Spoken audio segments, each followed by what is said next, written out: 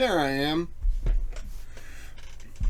I started recording on the last video, trying to do this, and it just was recording and I couldn't see myself, so I thought I broke something, but I didn't, unfortunately for you.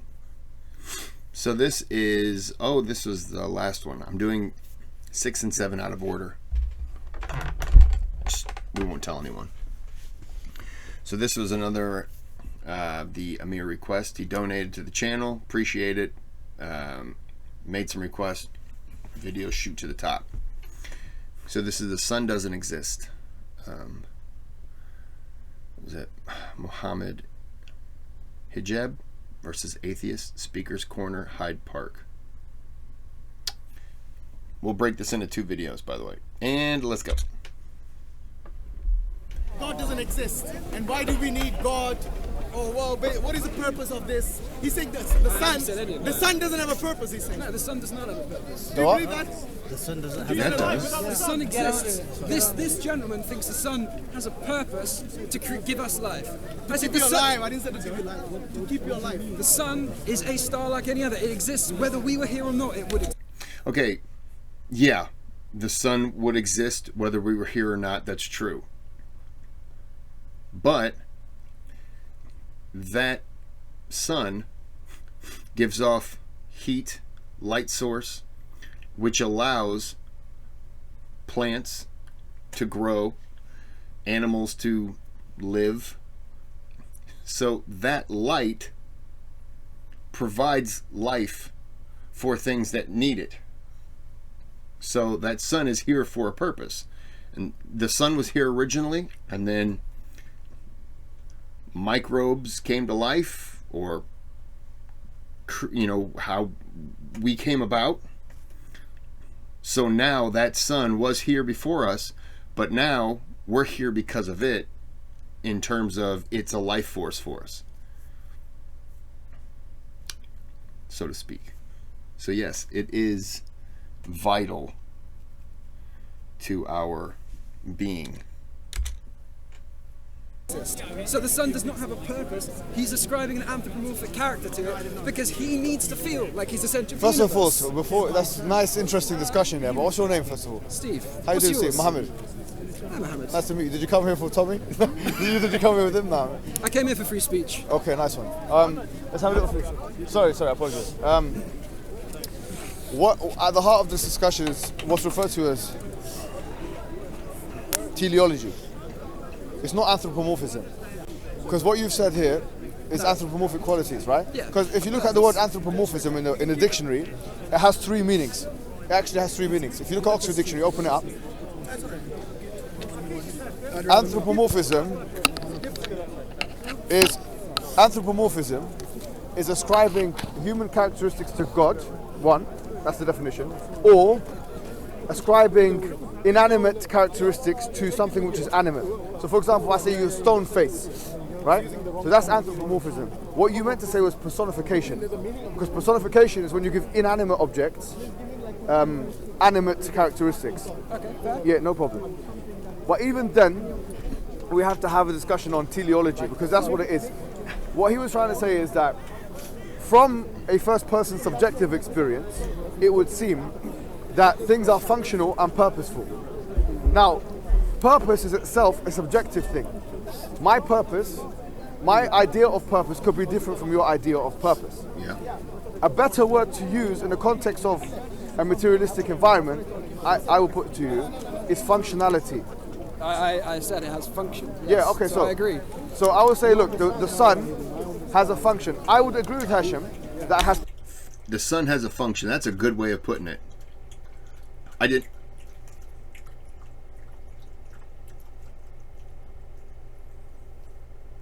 Nobody heard me when I was drinking. The sun has a function. Yes.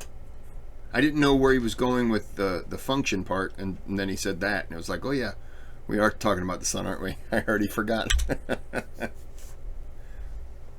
Purpose from my first person subjective experience. But that wasn't the point he was making. He was saying it has a purpose, objective and outside. The All sun right. is here for a reason, which it is not. He's got his own. He has an epistemology, by which and through which he's come to that conclusion. But before we're going into this teleological argument, I think we have to think a little bit more abstract. I know this is a stupid analogy, but yeah, it does serve a purpose, and it does provide life that's existing, kind of all the vitamins, absorption through the skin, skin cancer. It's not a positive. Helps grow food. Seasons. Well, I guess that would be the tilt of the planet. Still, light, night, blah blah blah blah blah. My analogy would be, and this is a terrible analogy, but just go with me, please. If you're trapped in the catacombs of Paris, right? It's completely dark in there. I've never been, but it's completely void of any light, and you could so easily be trapped down there. Give someone a flashlight, the sun, they could probably find their way out. You then take that away, you appreciate the sun. You appreciate what you had.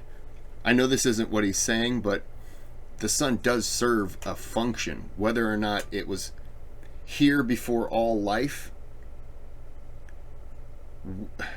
I mean, Earth is a perfect distance away to support that life. So yeah, it's vital. I don't like, I think it's his face that's bothering me. It's just this, yeah, I'm right, whatever, I'm right. I think that's what I'm instantly not liking, his stance. If I were to ask you the question, though, because this is a subjective question, you can decide not to answer. You can say that, there's no such thing as purpose. You could take a postmodern view on it. You could take a Nietzschean understanding on it. And that's fine. I respect that you read philosophy. Thank you. But if I say to you, look, what is your purpose in life? I'm being second person now. I'm being personal to you. What is your purpose in life? That's totally beside the first point we were making there. So yeah. I don't think it's relevant to the okay, argument fine, no of problem. a universe having purpose, because that is you ascribing purpose to it, as opposed to it having a no problem. I wouldn't make an argument from purpose. Yeah, but I think in a way we give, not we give. You get one life, and you want that life to be purposeful. You want to be remembered, maybe. You want to be loved. You want to be respected. You want to be rich. These are things that we give a purpose to, whether good or bad. Nobody shows up to life and just like, yeah, this whole life thing, I just don't really feel like trying too hard. You're not going to get very far. Some people have drive that you're just like, can you just take a day? How about just take an hour and just not do anything, because you're annoying me. But we all have some sort of drive, whether you know it or not. And why do I feel like this guy is looking at me and just judging me off my answer? Excuse me, sir. I feel like you're looking right through me. I would say to you, look, how did the universe, in your opinion, come to existence? I don't know. Yeah. What do you reckon the inference, the best explanation is? I would say not God. Okay, so what? Sorry, apparently I knocked my camera off, because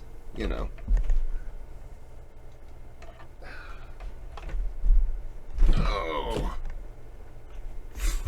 apparently my foot hit the.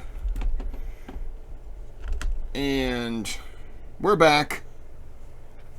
Sorry about that. That was a fun little experiment for you. And back to the. Do you think it is? I don't know. For me, God is a fallacious concept, because you start by defining God as outside, yes, with no internal logic beyond saying it's outside, so you can have it as a first cause. Huh? No, but look. Sorry. I'm just making sure everything is all right. Yeah, go ahead. His turn. It's for his. So, in order to define the universe as starting with God as a first cause, you have to decide God is simply outside of this. I haven't mentioned God. No, you haven't. But this is the argument that's made over there, which is why I say I don't know.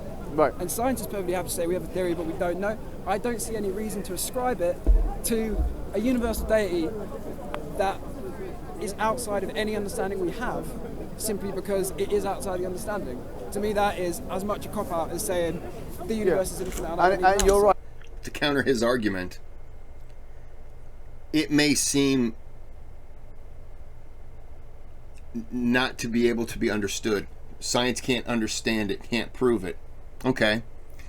But the other aspect is it's not science's job to. There are just some things that we just can't understand. And that it is what it is. It's not, maybe it's not meant to be understood. Maybe it doesn't want to be understood. It just is.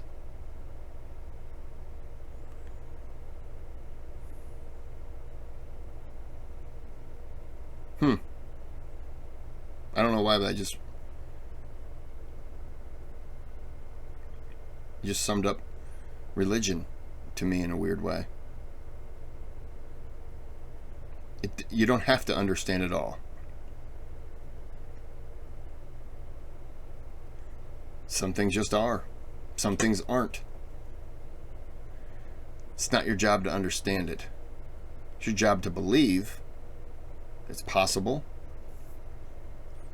I mean, if the concept of a God is possible, then why wouldn't the concept of what they can do, which would be if they created everything, then the concept would be they could continue to create anything. It doesn't need you to sit around and try to comprehend why it does what it does, how it does what it does.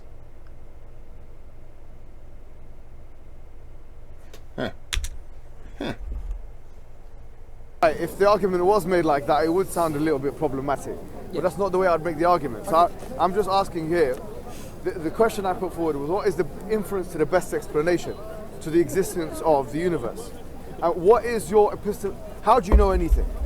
How do we know things? That's a big question, isn't it? Yeah. What's your epistemology? What's yours, if I could ask first? In my opinion, I think that you can get to know something either using empiricism, with the five senses, intuition, I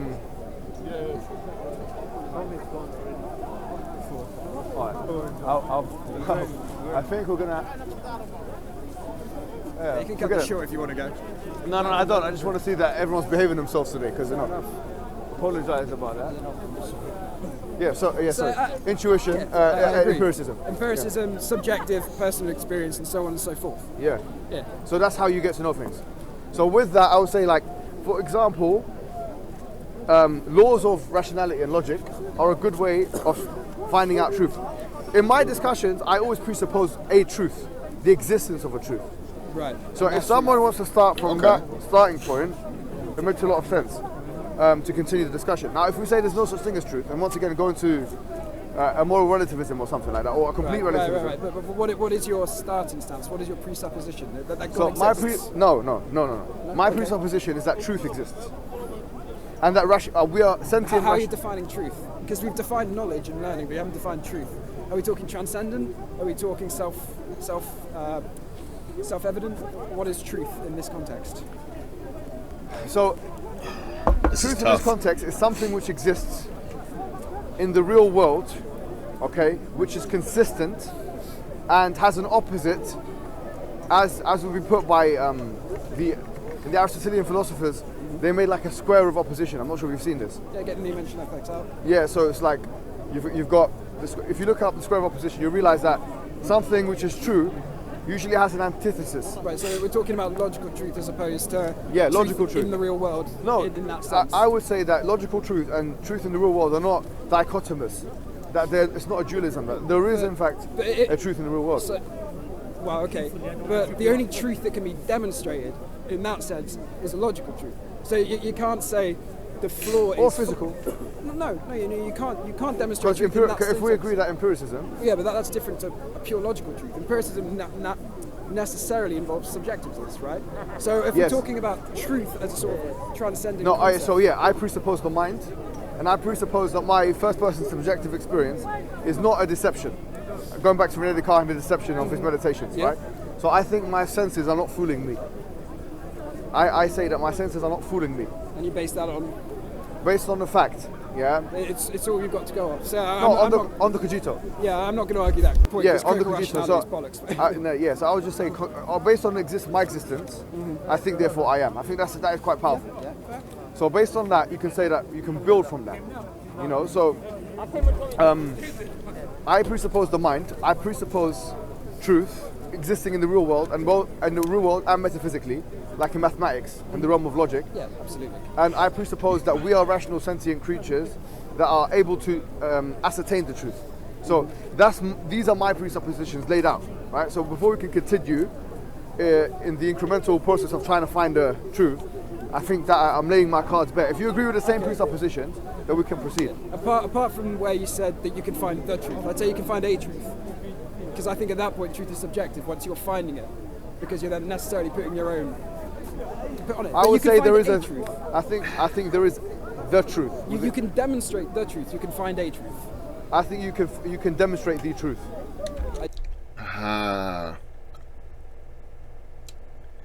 I don't.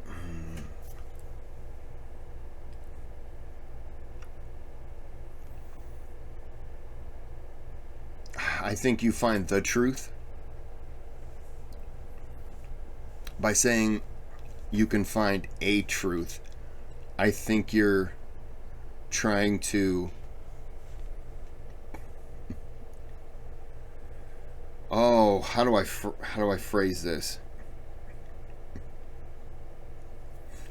By you find the truth, but trying to find a truth, I feel you are nitpicking something that you want out of that, and in a way you can also now convince yourself to disregard the rest, if that makes sense.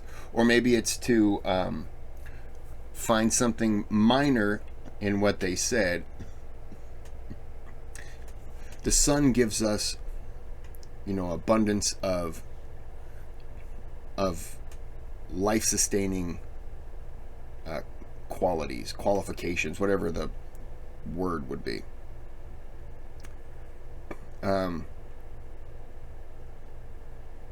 Yeah, but the sun also can give you solar flares and knock out power grids. Well, yeah, it does. It gives you solar panels got on the roof. Well, yeah, but it also gives you skin cancer. Well, okay. Yeah, it can give. It doesn't mean everything it gives is great. But it gives more good. And the bad is just kind of... We have ways to protect it. So I don't know if you... I think by saying a truth, you're just nitpicking to find a way you can feel like you won the argument. Yeah, that's... Disagree, but we can carry on. So I would say, like, for example, 2 + 2 = 4 Yeah. is not a truth, but it's the truth. Yeah. Yes. So what I'm saying, You once see you what I say, mean? but you're demonstrating that. Once you're saying you're finding a truth, I'd say demonstrating. But finding two separate I would things. say I'm demonstrating a definite truth here. Yeah, but that's logic. That's maths. So Right. So would you accept that you can demonstrate a definite truth? Yeah, from a logical standpoint. Okay, good, but not, excellent. That's what I'm saying. I think that he's wanting, like, you can't get out of 2 + 2 is 4. But I think he's trying to say, yes, certain things 2 + 2 is 4. But what about this over here where 2 + 2, I mean, look, it could be 3. Well, no. Okay, yeah, but it's 2 + 2 over here, though. It is 4, but it's not the 4 from over here. It's like, I feel like he's just wanting to argue, and he's wanting to argue just the very small, minute wording. I've dealt with these people before, and I've had discussions with someone who got mad at me. They shalt be named. Who got mad at me when I said, yeah, I found out this woman was pregnant, and I was told that was very rude, because not only women can get pregnant. And I was like, no, only women can get pregnant. And they were like, well, that's disrespectful. And by me saying that, it's like an act of violence. I was like, no, an act of violence is legitimately a crime. You are committing violence. I'm just disagreeing with you. I have every right to do that. And I think it's just nitpicking words to try to, if you can change it enough, then you can make your argument. That's what I feel like from this guy right here. So I think this base in epistemology is very important as a starting point, right? So here we've accepted like mathematics and deductionism and inference. Now, for me, inference works in the following way. I see something and I make conclusions based on the evidence I have. In fact, that's the dictionary definition of the word inference. The word inference, if you look in the Oxford Dictionary, is a conclusion based on evidence. So for me, the inference to the best explanation, which explains the phenomena of the universe, for me, is something which existed prior to the universe and which caused the universe. So I presuppose causation. I believe causation is a truth. Right. Some obviously philosophers don't accept this. Yeah. I say that causation exists and something caused the universe. Yeah, but I mean, obviously, you know the standard atheist response, which is then what caused the cause. No, but I know that's the standard atheist response, but we have to accept the main argument for, we can answer that question, but if we're saying something caused the universe, then we can start moving on, okay, what is the standard atheist response? But if we agree with that as a starting point, do we agree with that? I don't know that I'd agree. So what were your points of objection here? My point of objection is that personally, we have the laws of thermodynamics. Something can't come from nothing, right? Right. Which is our best understanding at the current time. That's my best understanding. I'm not a physicist. Well, it's mathematics as well, even in metaphysics. Yeah, but I mean, if you're going to start talking quantum mechanics things, they don't necessarily work intuitively and logically. Yeah, that's true. But I will agree that it would seem that something can't come from nothing. Yeah. But that we don't know how the universe started. So that's not a universal truth in the transcendent sense. It's simply our best knowledge at this point. Okay. So when you are saying I have to agree that there is a cause, I don't agree. I think that makes sense. Makes what sense you're saying, point, but that causation is something which we've figured out. I'm just trying to see where your point is. Yeah. Tell me if I'm right or wrong with what you're saying. What you're saying is causation is something which we infer or we can empirically discover. Therefore, because that's our current understanding, we have a problem of induction. It could be a case that that causation becomes null and void in the future or something. Yeah. Okay. To an extent. Fine, no problem. I'll put another C there because causation and contingency. The thing is, it's not just causation. The universe is, I would argue, not just caused, but it's also contingent, meaning dependent. Just like anything within the universe is contingent. That's the point, right? What is it dependent upon? Well, no, you've thrown out something out there. Explain that further. What is it contingent upon? We have two possibilities. It can either be contingent upon or dependent upon something which is itself dependent, or it can be dependent upon something which is independent. I'm not seeing the logical connection. You're saying it must be contingent, but you're not demonstrating that.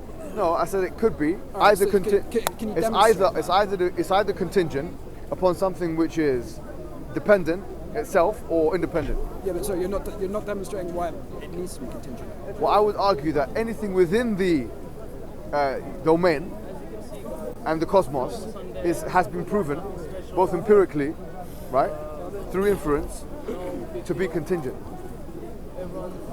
Sorry, you're gonna have to explain that concept further. Okay, so let me just make it. I'm getting lost. Right? Tell me something which is not dependent upon something.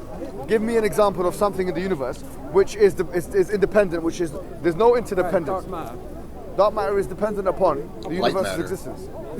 Yeah, but why is the universe then dependent on something else? That's what you're saying. So what you're asking me to do is demonstrate something from inside a system that is contingent upon the system, but you're saying the system itself is contingent on something else, but you are disregarding the fact that you've said the system is one on the whole. Do you reckon that the system itself is independent?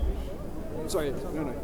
Because You're asking me to demonstrate something that isn't contingent from within the system, but you are claiming that the system itself is contingent. So Yeah. obviously I can't demonstrate that because you're asking me to prove something that I can't prove unless I agree with your hypothesis. sorry, say that one more time. I apologize. Sorry. So if the universe contains everything, Yeah, it's a lot of words. and that is the one, the set, and then you're asking me to use something from within that Are you set. a mathematician? No. You're But asking, I like the set. I like the you're set. asking me to demonstrate something from within that set that isn't contingent, but we both know that obviously anything from within that set is contingent upon the set. But your claim is that the Yes. set itself is contingent on something else, but Yeah. you're not demonstrating that. You're just asserting. Yeah, no, I haven't said that. What I've said is, it's either contingent upon. These are your actual choices here. No, but you're asserting this, but you're not demonstrating it logically. You're saying it is contingent. No, but I've you're said, not saying what why. What I've said is, remember, what I'm saying is we're doing an inference to the best explanation. Yeah, I'm just asking why. Yeah, Just no, tell me why. I'm asking you, is this universe dependent or independent Of what? on something else? So is it dependent on itself or is it independent? Sorry, is it independent or is it dependent upon something I don't think it else? needs to be ascribed either of those characteristics. Pardon? From a quantum physics point of view, the universe doesn't actually exist. Yeah, okay. I don't just think a it's bunch of necessary energy waves moving to ascribe either of those characteristics. I think you're asking me to make a choice. It doesn't need to be, and you're not logically demonstrating why either of those need to be true. Let me ask you a question. Let me try and break this down to the lowest common multiple, yeah? Do you accept that there is no such thing as randomness? No. Do you believe in randomness? Sorry, are we talking about chaos theory in the sense Yeah, no, I'm asking you, do you believe in random generations? random generations, as in from physics terms, or No, are we talking about does things happen random with no reason? Does randomness exist? Yes. So can you give me an example of randomness? Sorry, are we talking in a physics sense here, or are we talking in a philosophical sense? No, in a philosophical sense, in a physics sense, I think they're Right, intertwined. so how are you defining randomness? You're saying things that happen without cause, without reason. No, random is something. This is exactly. Let me give you an example. Right, this is a new argument. Let me I'm lost right now. put a new argument to the table. Yeah, because I've done. I believe that there are just random things that happen, but I don't know how to. I'm kind of lost on that. How would I? How can I give something? I don't know. I'm kind of lost on that. I've done a lot of contingency. I've done a lot of cosmological. But let me do this new argument. Randomness. Say if I got a coin. I've got a question. I'll say this and I'll bring it up. Yeah. If I bring out a coin, yeah, and I flip the coin, what are the chances it will land on head? Right, you're going to say 50-50, yeah? So you'll say 50-50, right? What if on I the told coin, What if I told you the chances of it landing on heads is 1 over infinity? What would you say about that? I'd say you'd have to break that down for me, bro. Okay. So listen, why do you think it's 50-50? Because it has two sides. Two which means sides. It's roughly symmetrical on either side. Because of your experience with coins in the past. But also the mathematical models. No, you're right. But what I'm saying is, if you had, for example, if there was a situation whereby you flip a coin, like for example, if you had no experience of coins, yeah, tabula rasa. Let's say you come into the world without any experience of anything, like a baby, yeah. If you have a baby, and a baby sees that a coin was flipped, and then it turns into a bird. Like you flip a coin and it turns into a bird, and then you flip it again and it turns into Tommy Robinson. Okay, you know. And you flip it again and it turns into Adolf Hitler. No connection, of course. But you know, you keep flipping it and different things come up. So you keep flipping the coin and it keeps changing, yeah? Now, that's the true randomness. You know why? Because because here there's a presupposition, you know that, which David Hume outlined.